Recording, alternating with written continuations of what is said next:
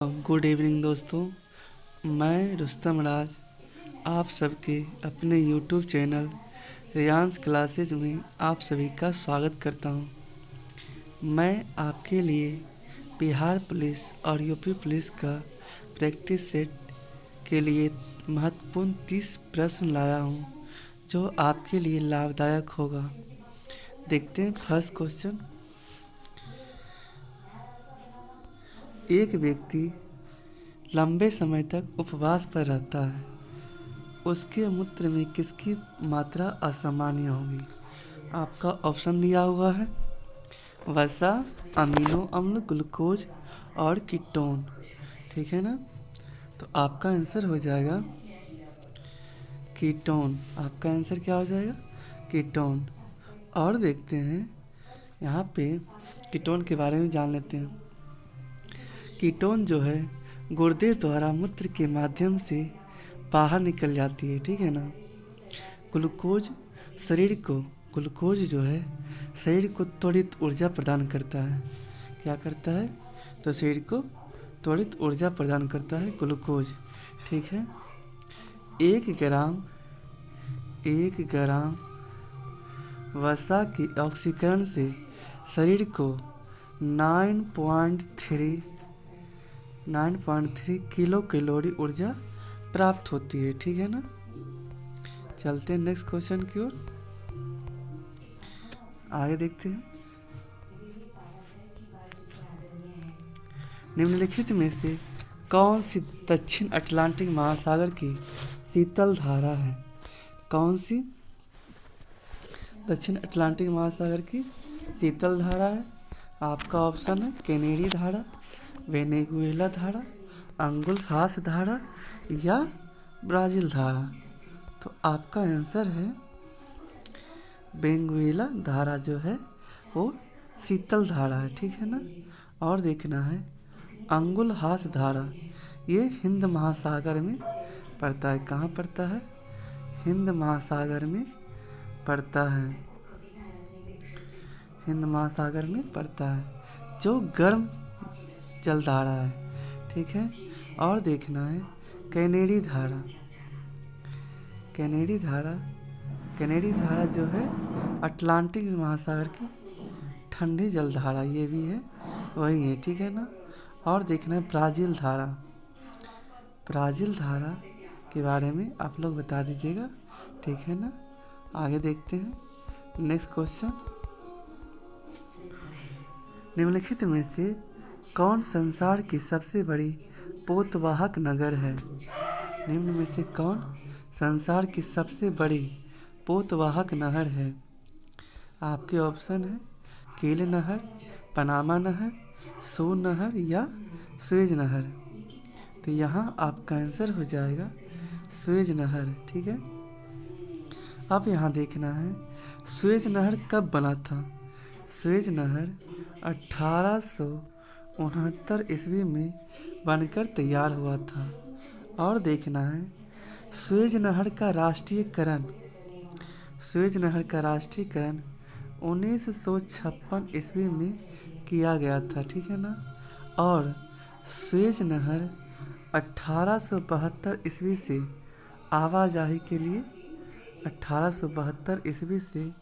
आवाजाही के लिए खोला गया है। ठीक है ना? और देखते हैं स्वेज नहर की लंबाई लगभग 168 किलोमीटर है। 168 किलोमीटर है। ठीक है। और औसत गहराई लगभग 16.15 मीटर है। और अधिकतम चौड़ाई 365 मीटर एवं न्यूनतम 60 मीटर है। न्यूनतम कितना है? 60 मीटर है। ठीक है ना? और देखते हैं सू नहर कहाँ स्थित है? तो ये अमेरिका में स्थित है। सू नहर कहाँ स्थित है? तो ये अमेरिका में स्थित है। और विश्व का सबसे व्यस्त नहर कील नहर जो है ये जर्मनी में स्थित है। कील नहर कहाँ स्थित है? तो ये जर्मनी में स्थित है। जर्मनी में स्थित है। कौन सा नहर? तो ये कील नहर है, जो उत्तरी सागर एवं बाल्टिक सागर को जोड़ती है। ठीक है, चलते हैं नेक्स्ट क्वेश्चन की ओर। संपूर्ण विश्व के क्षेत्रफल में भारत की भागीदारी लगभग कितना है? संपूर्ण विश्व के क्षेत्रफल में भारत की भागीदारी लगभग कितना है? आपका ऑप्शन दिया हुआ है 1.50%, 2.40%, 3.50% या 16%। ठीक है ना, तो यहाँ देखना है संपूर्ण विश्व में भारत की भागीदारी लगभग 2.40% है। ठीक है ना, और देखना है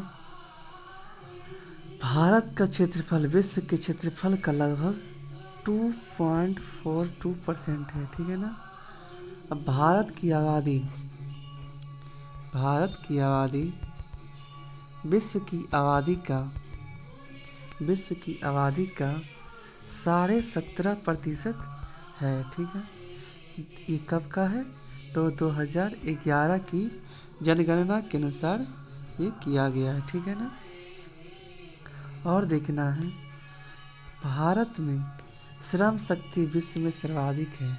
ठीक है, भारत क्षेत्रफल की दृष्टि से विश्व का 7वां सबसे बड़ा देश है। ठीक है, और विश्व का सबसे बड़ा क्षेत्रफल वाला देश रसिया है। कौन सा है? तो ये रसिया है। और देखना है विश्व का सबसे लंबी समुद्री तट सीमा वाला देश कौन सा है? तो ये है कनाडा है। कौन सा देश है? तो ये कनाडा है। ठीक है, आगे देखते हैं किस प्रकार की मिट्टी अधिकतम पानी संजोए रखती है?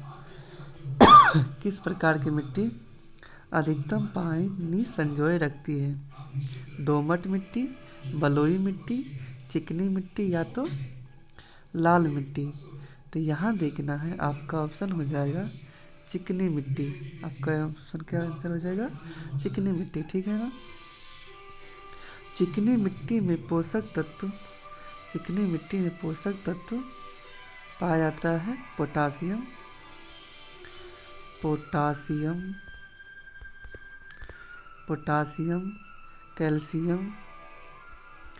कैल्शियम, मैग्नीशियम इत्यादि पाए जाते हैं। ठीक है ना, और देखते हैं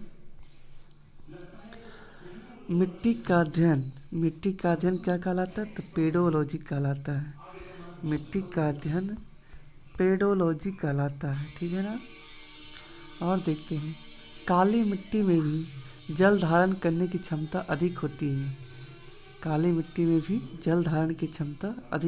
ठीक है ना, और देखते हैं काली मिट्टी को रेगुड़ मिट्टी भी कहते हैं। काली मिट्टी को क्या कहते हैं? रेगुड़ मिट्टी कहते हैं। काली मिट्टी को कपासी मिट्टी भी कहा जाता है। क्यों कहा जाता है? तो इसमें कपास की खेती बहुत अच्छे से होती है। ठीक है ना, आगे देखते हैं लहसुन में विशिष्ट गंध का कारण क्या है? क्लोरो यौगिक है, फ्लोरो यौगिक है, सल्फर है या तो ब्रोमो यौगिक है। तो यहाँ आपका आंसर हो जाएगा सल्फर के कारण लहसुन में विशिष्ट गंध होती है। लहसुन प्याज ये जो है एक बीज पत्री पौधे का उदाहरण है। लहसुन प्याज लिलिएसी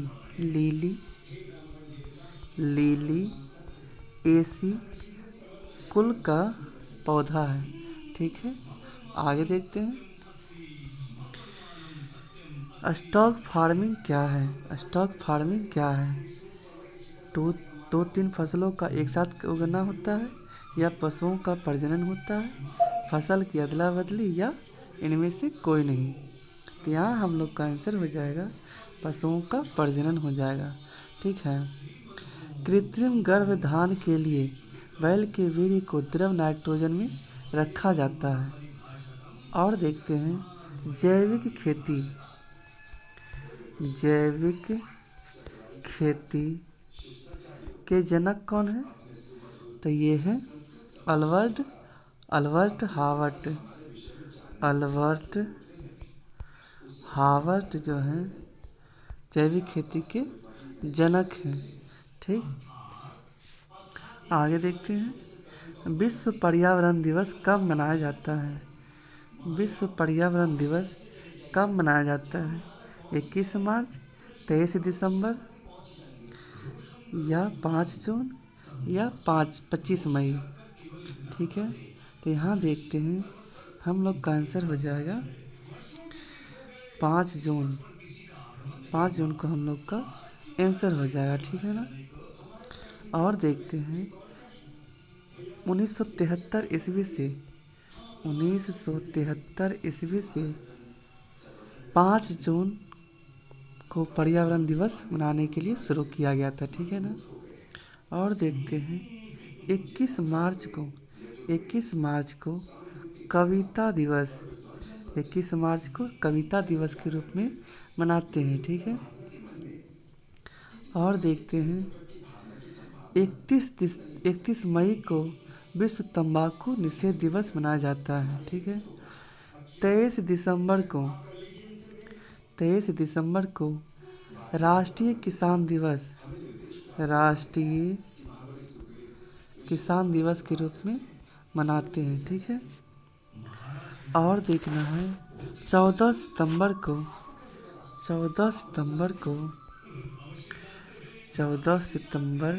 को राष्ट्रीय ऊर्जा संरक्षण दिवस मनाते हैं। और 21 सितंबर को विश्व शांति दिवस के रूप में मनाया जाता है। ठीक है। अगला क्वेश्चन देखते हैं।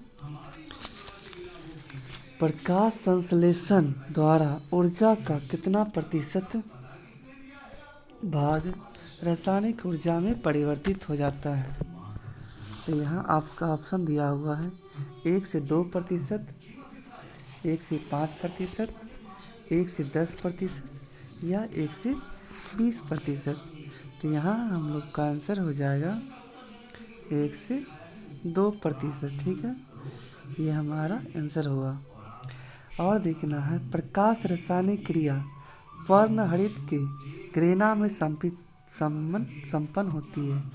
प्रकाश संश्लेषण क्रिया कहाँ संपन्न होती है? तो ग्रेना में। कहाँ होती है? तो ग्रेना जगह में संपन्न होता है। ठीक है, इसे हिल क्रिया भी कहते हैं। इसे हिल क्रिया भी कहते हैं। ठीक है, आगे देखते हैं। इस प्रक्रिया में जल का अपघटन होकर हाइड्रोजन आयन तथा इलेक्ट्रॉन बनता है।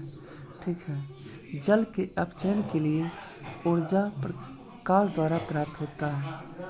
यहाँ देखते हैं प्रकाश संश्लेषण क्रिया किससे होती है? तो यह होता है 6CO2 + 12H2O। ठीक है, एरो प्रकाश क्लोरोफिल होगा तो क्या बनता है? C6 बनता है, H12 बनता है, O6 बनता है, प्लस 6O2 रहता है और 6H2O इसमें टूटता है। ठीक है ना। आगे देखते हैं अगला क्वेश्चन। किस पदार्थ के ऑक्सीकरण से सर्वाधिक ऊर्जा प्राप्त होती है? किस पदार्थ के ऑक्सीकरण से सर्वाधिक ऊर्जा प्राप्त होती है? प्रोटीन, कार्बोहाइड्रेट, वसा, खनिज एवं विटामिन। तो यहाँ हमारा आंसर हो जाएगा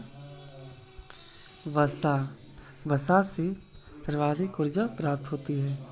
और देखते हैं 1 ग्राम वसा के ऑक्सीकरण से 9.3 कैलोरी ऊर्जा उत्पन्न होती है। ठीक है, और देखते हैं सामान्यतः एक वयस्क व्यक्ति को 20 से 30% ऊर्जा वसा से प्राप्त होती है। कितना प्रतिशत? 20 से 30% ऊर्जा किससे प्राप्त होता है? तो वसा से प्राप्त होता है। ठीक है, आगे देखते हैं नेक्स्ट क्वेश्चन। निम्न में से कौन सा बल क्षयकारी बल है? गुरुत्व बल, घर्षण बल, चुंबकीय बल या इनमें से कोई नहीं? तो यहाँ हम लोग का आंसर हो जाएगा घर्षण बल। हम लोग का आंसर क्या होगा? तो घर्षण बल आंसर हो जाएगा। ठीक है, घर्षण बल पहले कहते किसे हैं? तो संपर्क में रखी दो वस्तुओं के मध्य एक प्रकार का बल कार्य करता है जो गति करने में वस्तु का विरोध करता है। यह बल ही क्या कहलाता है? घर्षण बल कहलाता है। ठीक है, अगला क्वेश्चन देखते हैं। कणों के द्वारा हीट ट्रांसफार्मर की क्रिया को क्या कहते हैं?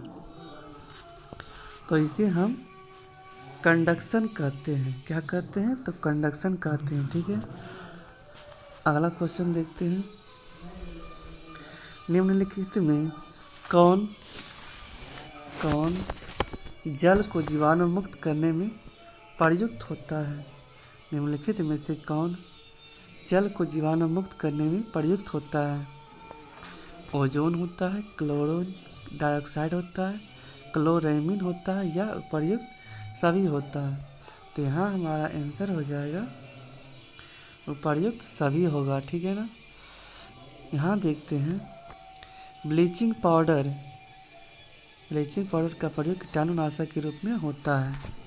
क्लोरीन का उपयोग ब्लीचिंग पाउडर बनाने में होता है। ठीक है, नेक्स्ट क्वेश्चन की ओर चलते हैं। ऑक्टेन संख्या द्वारा किसकी गुणवत्ता मापी जाती है? तो ऑक्टेन संख्या द्वारा ऑक्टेन संख्या द्वारा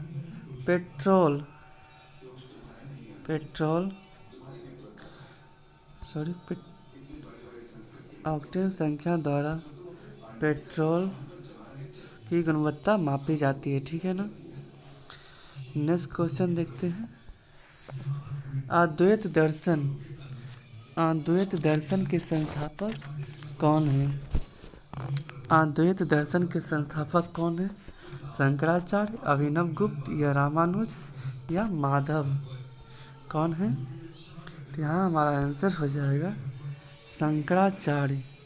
शंकराचार्य अद्वैतवाद के दर्शन के संस्थापक है। ठीक है ना, और देखते हैं। शंकराचार्य ज्ञान मार्गी थे। इन्होंने मायावाद का खंडन किए थे। किसका खंडन किए थे?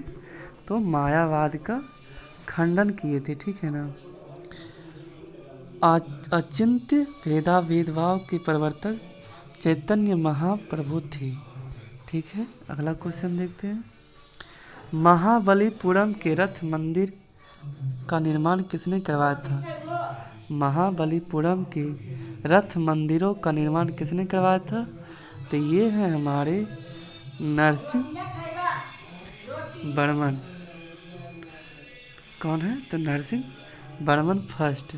ठीक है, और देखते हैं। रथ मंदिर को तट मंदिर भी कहते हैं। रथ मंदिर को और क्या कहते हैं? तो तट मंदिर भी कहते हैं। ठीक है, इसे एकास्मक मंदिर भी कहते हैं। क्या कहते हैं? एकास्मक मंदिर भी कहते हैं। किसको कहते हैं? तो रथ मंदिर को कहते हैं। ठीक है ना, और देखते हैं। रथ मंदिरों को सप्त पैगोडा भी कहा जाता है। सप्त पैगोडा भी कहा जाता है। रथ मंदिर को और क्या कहा जाता है? तो सप्त पैगोडा भी कहा जाता है। नरसिंहदेव प्रथम ने वातापी कौंड की उपाधि धारण किए थे। ठीक है ना, नेक्स्ट क्वेश्चन देखते हैं। निम्न में से किस सुल्तान ने कुतुब मीनार की 5वीं मंजिल का निर्माण करवाया था? तो यहाँ हमारा आंसर हो जाएगा फिरोज शाह तुगलक ने कुतुब मीनार की 5वीं मंजिल का निर्माण करवाया था। ठीक है, और देखते हैं। बिजली गिरने से कुतुब मीनार क्षतिग्रस्त हो गया था। तो फिरोज शाह तुगलक ने मरम्मत करवाया था। ठीक है। कुतुब मीनार का निर्माण कुतुबुद्दीन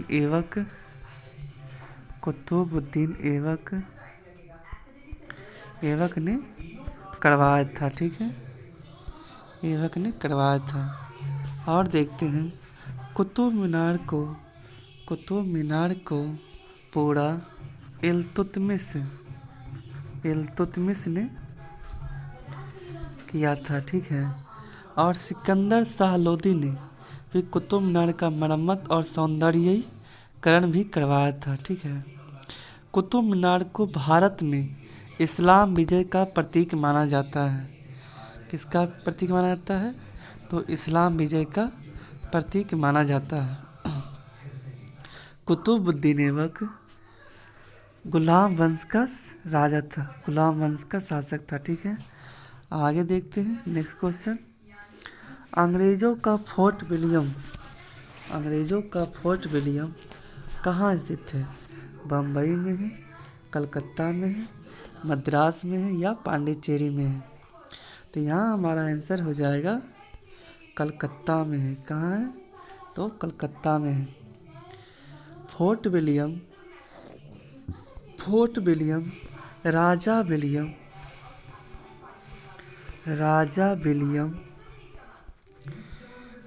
विलियम थर्ड के नाम पे रखा गया है। ठीक है। और देखते हैं फोर्ट विलियम की स्थापना 1690 ईस्वी के दशक के अंतिम चरण में किया गया था। और देखते हैं फोर्ट विलियम कॉलेज की स्थापना 1800 ईस्वी में किया गया है। और चार्ल्स आयर फोर्ट जो थे इसके प्रथम अध्यक्ष थे। फोर्ट विलियम कॉलेज के प्रथम अध्यक्ष कौन थे? तो चार्ल्स आयर फोर्ट जो थे पहले अध्यक्ष। अगला क्वेश्चन देखते हैं। सर्वेंट्स ऑफ इंडिया सोसाइटी की स्थापना किसने की थी? सर्वेंट्स ऑफ इंडिया सोसाइटी की स्थापना हमारे गोपाल कृष्ण गोखले ने किए थे। ठीक है ना। ये गोपाल कृष्ण गोखले ने सर्वेंट्स ऑफ इंडिया सोसाइटी की स्थापना 1905 ईस्वी में पुणे में किए थे। कहाँ किए थे? तो 1905 ईस्वी में पुणे में किए थे। ठीक है। और देखते हैं इस सोसाइटी के सक्रिय सदस्य डॉक्टर राजेंद्र प्रसाद भी थे। ठीक है। गोपाल कृष्ण गोखले के गुरु M.G. रानाडे थे। गोपाल कृष्ण गोखले के गुरु कौन थे? तो M.G. रानाडे थे। M.G. रानाडे वृत्ति से जज थे, जिसे हम न्यायाधीश कहते हैं। महादेव गोविंद रानाडे को महाराष्ट्र का सुकरात भी कहा जाता है। M.G. रानाडे का पूरा नाम है महादेव गोविंद रानाडे। इन्हों क्या कहा जाता है? तो महाराष्ट्र का सुकरात भी कहा जाता है। ठीक है। अगला क्वेश्चन देखते हैं। निम्न में से कौन क्रांतिकारी पत्र वंदे मातरम के संपादक थे? वंदे मातरम के संपादक कौन थे? ठीक है ना। तो यहाँ देखना है, हमारा आंसर हो जाएगा मैडम भीखाजी कामा। मैडम भीखाजी कामा 1909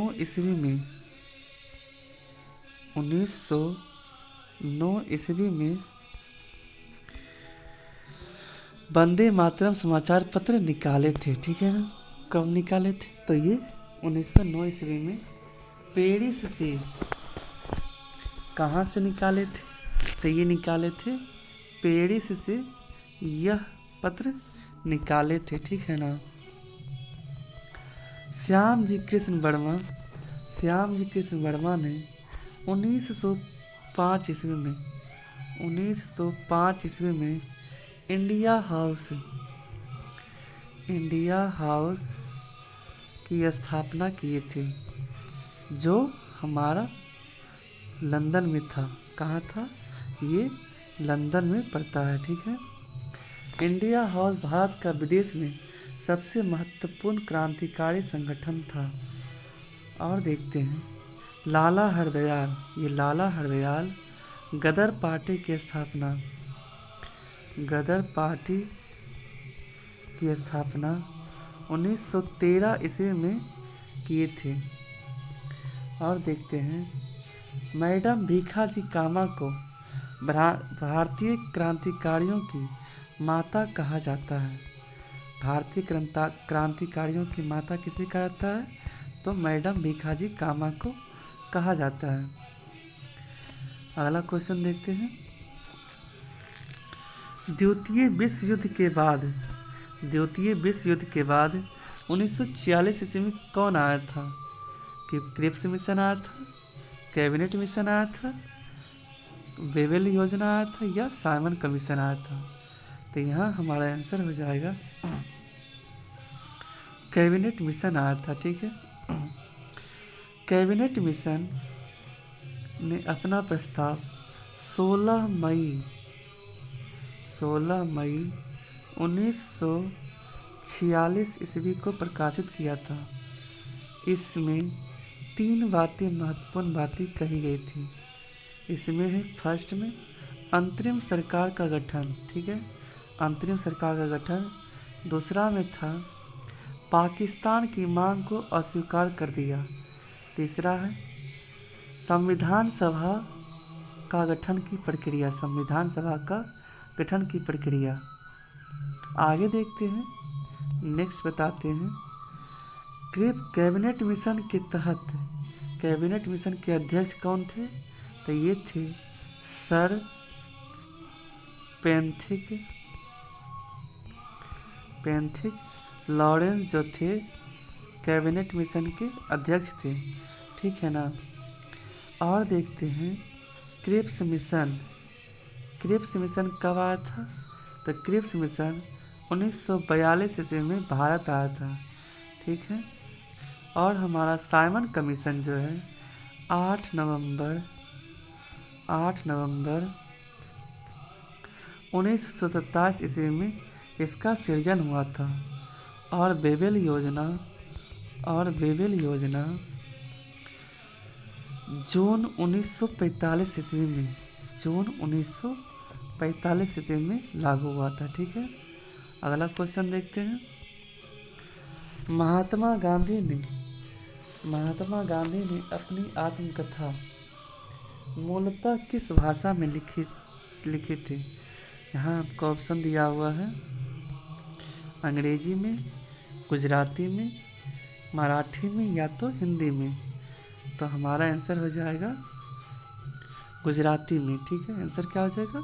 गुजराती में हो जाएगा।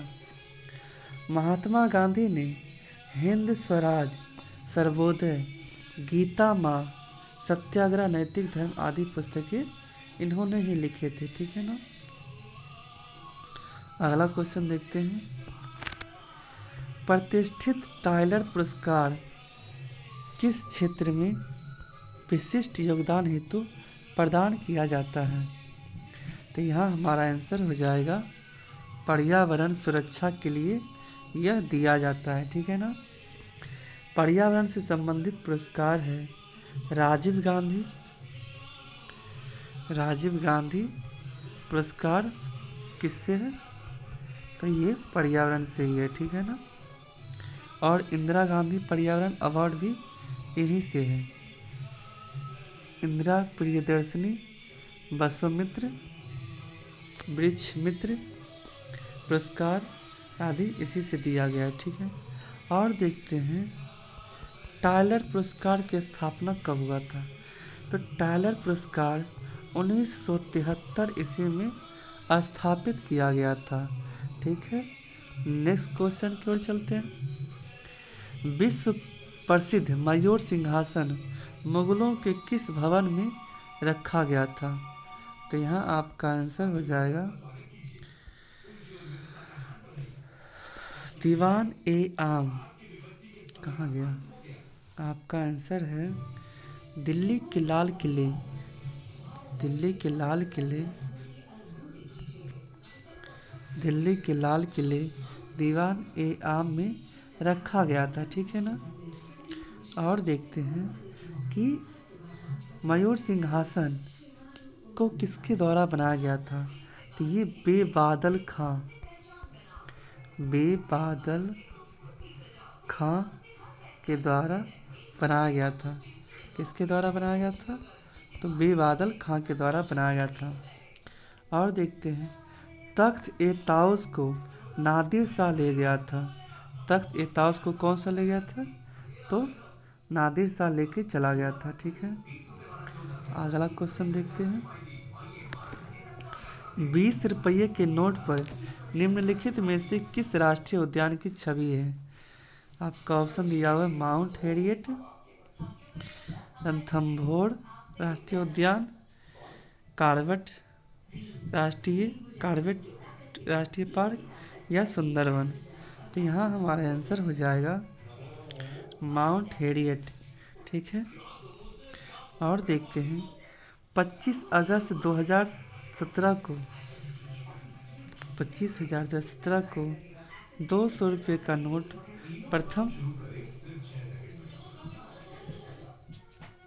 प्रथम बार प्रचलन में लाया गया था। ठीक है। अगला क्वेश्चन देखते हैं तारापुर परमाणु ऊर्जा संयंत्र की स्थापना किस देश की सहायता से किया गया है? ठीक है ना। आपका ऑप्शन है संयुक्त राज्य अमेरिका, रूस, फ्रांस या जापान। आपका आंसर हो जाएगा संयुक्त राज्य अमेरिका। ठीक है। और देखते हैं रावत भाटा परमाणु ऊर्जा गृह कनाडा की मदद से तैयार किया गया है। ठीक है। कुंडलकुलम परमाणु ऊर्जा केंद्र रूस के सहयोग से बनाया गया है। और देखते हैं परमाणु ऊर्जा भारत में परमाणु कार्यक्रम के जनक कौन है? तो होमी जहांगीर भाभा। ठीक है ना। होमी जहांगीर भाभा जो है परमाणु कार्यक्रम के जनक हैं। ठीक है। और परमाणु ऊर्जा आयोग की स्थापना 1948 ईस्वी में किया गया है। ठीक है।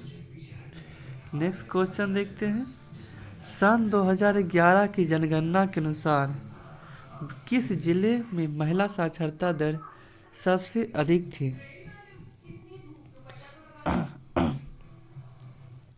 तो क्या है? तो सन 2011 की जनगणना के अनुसार बिहार के किस जिले में महिला साक्षरता दर सबसे अधिक थी? तो यहाँ आपका ऑप्शन दिया है पटना, नालंदा, मुंगेर या रोहतास। यहाँ हमारा आंसर हो जाएगा रोहतास जिले में साक्षरता दर सबसे अधिक था। और भारत में सर्वाधिक पुरुष और महिला साक्षरता वाला राज्य कौन सा है? तो ये है केरल है। केरल में पुरुष और महिला का साक्षरता दर बहुत ज़्यादा है। ठीक है ना। 2011 की जनगणना के अनुसार बिहार में साक्षरता दर 61.8% था। 61.8% था। ठीक है। नेक्स्ट क्वेश्चन देखते हैं बिहार पंचायती राज जनगणना अधिनियम 2006 के अंतर्गत त्रिस्तरीय पंचायतों के स्थानों या पदों में सभी कोटियों में महिलाओं के लिए कितने प्रतिशत आरक्षण की व्यवस्था की गई है? तो यहाँ हमारा आंसर हो जाएगा, यहाँ हमारा आंसर है 35%। हमारा आंसर क्या हो जाएगा? 35% आंसर हो जाएगा। ठीक है। और देखते हैं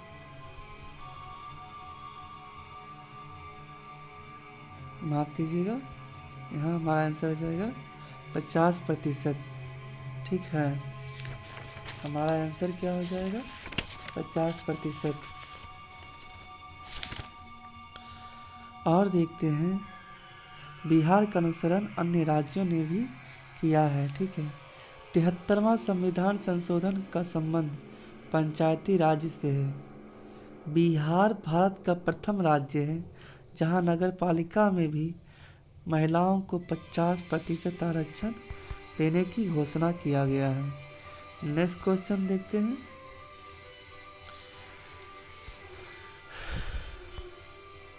निम्न में से किस वर्ष रूस में कृषक दास प्रथा का अंत हुआ?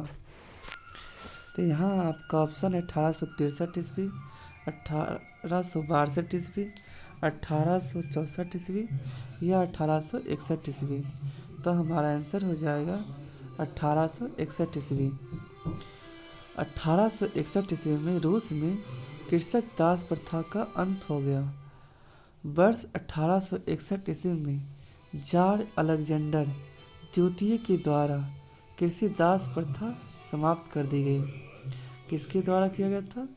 तो अलेक्जेंडर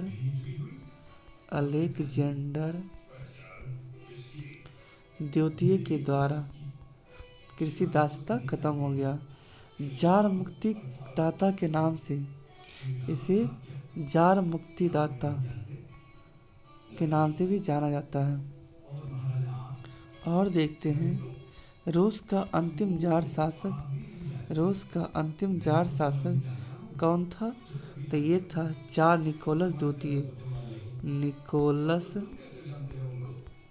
द्वितीय। जो था अंतिम शासक था। रूस के शासक को क्या कहा जाता है? जार कहा जाता है। और यह जारशाही व्यवस्था मार्च 1917 ईस्वी में समाप्त हो गई। कब हो गया था? मार्च 1917 ईस्वी में। लास्ट क्वेश्चन देखते हैं, निम्न में से किन देशों के बीच नानकिंग की संधि हुई थी? चीन जापान, चीन ब्रिटेन फ्रांस, पाकिस्तान अफगानिस्तान, चीन ब्रिटेन। ठीक है ना, तो यहाँ हमारा आंसर हो जाएगा चीन ब्रिटेन के बीच में नानकिंग की संधि हुआ था। कब हुआ था? तो ये हुआ था 29 अगस्त 1842 ईस्वी को हुआ था। वर्ष 1839 से 42 के मध्य चीन और ब्रिटेन के बीच प्रथम अफीम युद्ध हुआ था। क्या हुआ था? तो अफीम युद्ध हुआ था।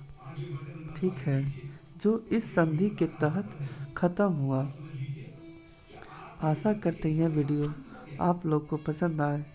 अगर वीडियो अच्छा लगे तो चैनल को लाइक और वीडियो को लाइक और चैनल को सब्सक्राइब करना ना भूलें।